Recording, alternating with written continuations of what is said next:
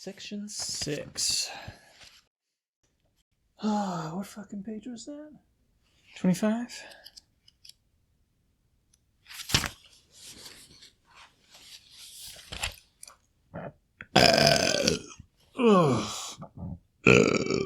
Fucking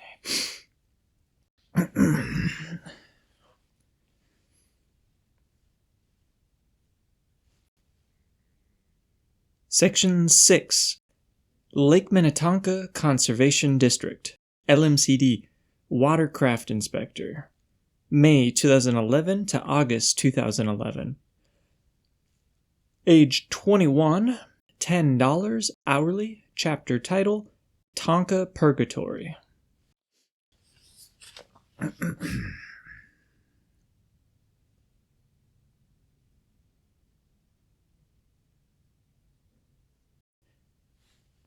I often describe this position as the most mentally debilitating labor I've ever had to endure. It would take a team of psychologists months to figure out why this was the worst job on the face of the earth. The premise was simple: attend to the launching and docking of boats on Lake Minnetonka at your assigned landing. I was supposed to inform patrons of local law regarding aquatic hitchhikers, specifically zebra mussels and Eurasian water milfoil. Sounded simple enough. All I'd have to do is show up for 10 hours on Friday, Saturday, and Sunday each, write down license plates, answer questions, wave, and smile. People would always tell me I had the easiest job in the world, but by the end of the summer, suicide seemed like a healthy alternative to working. The Lake Minnetonka Conservation District was fighting a losing battle in trying to keep their lake free of invasive species, and in a desperate attempt to educate the public, they created a new job called Watercraft Inspector. Someone who could act as an ambassador of health, a liaison between the lake's patrons and protectors. Two of my friends were hired for its pilot season, and as it entered its second year, I joined on. One friend declined to stay, and the other who accepted was promoted, being the senior-most employee. The program was very obviously in its infancy. Training was a few hours long at most, and we were told to expect little to no supervision. So in our first weekend, we performed our duties honestly, showed up at the crack of dawn, and wrote down each license plate and boat description while visually inspecting trailers and speaking with patrons. In the event that someone drove off without emptying their bilge tank, transporting water, or without removing seaweed from beneath their vessel, I was instructed to call LMCD and report them using my written information. We would turn in our papers at the office at the end of the week after that. The second week dragged on a little slower. Each guest of the lake was the same as last week, and they ignored us completely. My friend and I were working separate bays, but they were within driving distance of each other, so we would visit garage sales or the library whenever possible, creating a few false license plate numbers to fill the void of paperwork. There were very few restaurants, no bowling alleys or movie theaters, thank God. Boredom would have destroyed our paychecks if there was anything worth doing in that horrible town. There were a few games to play. Spot the drug dealer's car in the parking lot.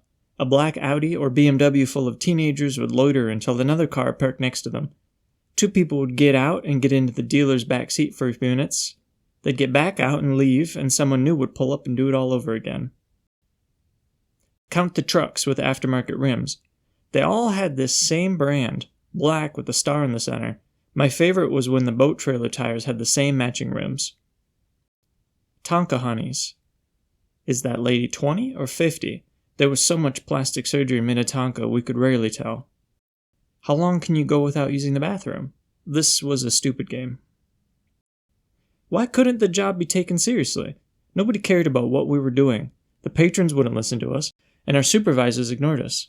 Instead of waking up at 4 in the morning and driving for an hour to sit outside all day, we could have stayed in bed and still received a paycheck. We didn't do that, but the thought persisted, and it mentally consumed us. I found myself wishing I was under constant scrutiny and observation, because I sure didn't care enough about the lake to be the vigilant health officer they wanted me to be. They were chemically bombing the water to the point where hundreds of dead fish would wash ashore weekly, and a city worker would come by to put up signs stating that the beach was closed for the day due to safety concerns. All the while, studies showed invasive species populations were climbing. Research of related situations in the past were painting a very unfortunate picture for Lake Minnetonka. And to be honest, I kind of found it funny. There was a mutual resentment between guests of the boat launch and myself. They hated me watching them enforcing the rules, and I hated their lifted trucks and plastic surgery and children running around with their 3 iPads. So I sat at my position for as long as I could each weekend, knowing I was an idiot for doing so.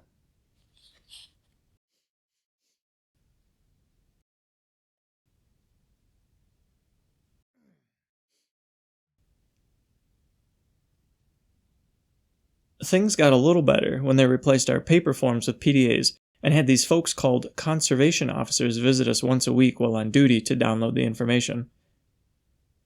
Now there was accountability. Time was logged automatically when entering inspection data, and I could count on being observed at least a little bit. I shaped up for a weekend or two before the soul-crushing, fruitless nature of the work settled back in. A conservation officer named Maureen came by one day with a waterproof case for my PDA and said, "Now you can work in the rain." After she left, I had a good laugh about that one. I prayed for rain so that I could sit in the car and watch DVDs. She had other notable moments as well, like her safety guide that she printed out and gave to each watercraft inspector that had advice such as, when walking to your car, make sure to scan all around for danger and inspect underneath the vehicle before entering. Lock your doors, buckle your seatbelt, and drive away immediately. Do not loiter in the car for any amount of time. I was beginning to get an idea of how Maureen viewed the world. There's a lot of good stuff to pick up from garage sales in the area. One lady in particular had some choice crap. Dozens of old laptops, costumes, and even an old Alfa Romeo under a bedsheet. My friend found some money of hers in a fanny pack. She was so excited to get it back that she told us we could take anything we wanted for free. We had planned to bring her an apple pie and spend a day chatting, but it never happened. Few other sales were as good as hers, but I got mosquito nets from a rich Asian couple, a faux marble pillar for a couple of bucks, and a belt with a 10-pound brass buckle. We used to eat at Culver's, but one meal tasted like bread. The meat, the fries, the soda, it all tasted like bread. We asked about it at the front, and a customer who overheard our inquiry reached over the counter, grabbed a soda cup, and exclaimed, "I work at a gas station." He then tried a sip of every single soda flavor, threw the cup away and said, "It tastes fine." I started going to Subway after that. The employees there started a joke that I liked zebra mussels on my sandwich. Every sandwich they made for me came with that stupid joke. "Want some zebra mussels on there?" I thought about eating somewhere else, but there were no other options. I couldn't bring my own lunch either because I needed an excuse to leave the bay for an hour. My friend left the job halfway through. It had broken his spirit. On his last day, he managed to sleep through almost his entire shift, either in his chair or on the grass. He was replaced with a guy named Brendan, who in painstaking detail would tell me about every inch of his Pontiac G6. I liked the car, but it was tough to match his level of enthusiasm. I also owned a Pontiac at the time, so I think that was why he latched onto me so hard. A year or so later, Brendan would call me to catch up, an act I was touched by until he said, "What if I told you that you could buy all the same stuff you usually buy, but at better prices? Are you interested in being a personal business owner?" His words stank of pyramid scheme, and as I tried in vain to get him to recognize this, he put me on the line with a guy who was in his upstream. After the same regurgitated spiel, I hung up and never heard from Brendan again. I was all alone. It was just me versus Lake Minnetonka. The banality loomed over me like a brick wall, threatening my sanity in bold new ways. I could only sit and read at this point, my bare feet in the sand, a drink in my hand, and listen to some tunes from a battery-powered boombox. Folks would crack jokes about how difficult my job looked, and I'd either ignore them or tip my sunglasses and nod. The biggest mistake was my choice of reading material. The Plague by Albert Camus, Brave New World by Aldous Huxley, and Fahrenheit 451 by Ray Bradbury. Maybe fun to read on their own, but one after another in a hopeless environment, and my psyche had been shot to hell. I was in this very strange place, and I remember being in the parking lot of Walgreens, just sitting on the concrete and crying. It wasn't joy or fear or anguish. Minnetonka had simply broken me to the core. I returned to my chair at the bay, utterly defeated in every way. My last memory of the place was an old man who came to the landing in a beat-up Chevy Suburban towing an ocean trawler. He hobbled around with an exaggerated gait. I couldn't tell what was wrong with him, but it was apparent that he had some type of mobility handicap, like his knees were missing. He backed the boat partway into the water and climbed onto the deck to fiddle around with the cover. I slumped into my chair and turned my head upwards to continue sunning myself. A few minutes later, I felt a shadow move over me. I removed my sunglasses, and there he was, between me and my rays. He told me to get in his truck and back the boat in while he piloted it away from the trailer.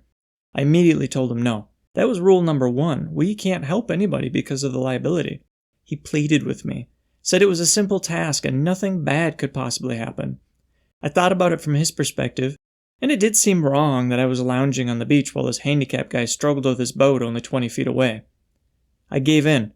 His truck was full of garbage, but it had these plush sheep's wool seat covers that were pretty comfortable. He yelled for me to pull up, so I stepped on the gas but nothing happened. Applying more gas, the pedal had to be pushed all the way to the floor before the trailer barely responded and slowly creaked forward. It was then I questioned this old Suburban's ability to handle such an enormous boat. I repositioned the steering wheel and backed it in with his guidance until water started coming in the rear doors. He was watching and giving directions, so I figured this was okay.